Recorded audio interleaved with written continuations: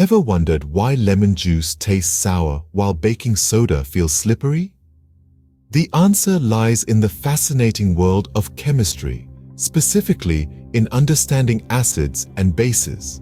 So buckle up as we delve into the mysteries of these essential chemical compounds. An acid, in the simplest terms, is a substance that donates protons or hydrogen ions to a solution. When you dissolve an acid in water, it releases hydrogen ions, which is why acids often taste sour and can corrode metals. Take, for instance, citric acid in your morning lemon water or the hydrochloric acid in your stomach that aids digestion. On the other hand, a base, also known as alkali, is a substance that accepts protons or donates hydroxide ions to a solution. When you dissolve a base in water, it releases hydroxide ions, giving bases their characteristic slippery feel and ability to react with oils and fats.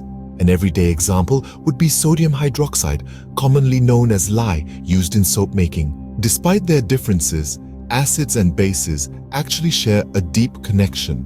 When an acid and base react together, they undergo a process known as neutralization, resulting in the formation of water and a salt. This is the principle behind the age-old science experiment of combining vinegar and baking soda to create a homemade volcano. The strength of acids and bases is measured using the pH scale, which ranges from 0 to 14. Substances with a pH less than 7 are acidic, while those with a pH greater than 7 are basic. Neutral substances like pure water have a pH of exactly 7. To summarize, acids are proton donors that taste sour and can corrode metals, while bases are proton acceptors that feel slippery and can react with oils and fats. They react together in a process called neutralization to form water and a salt. The strength of acids and bases is quantified using the pH scale. This journey into the world of acids and bases uncovers just the tip of the iceberg.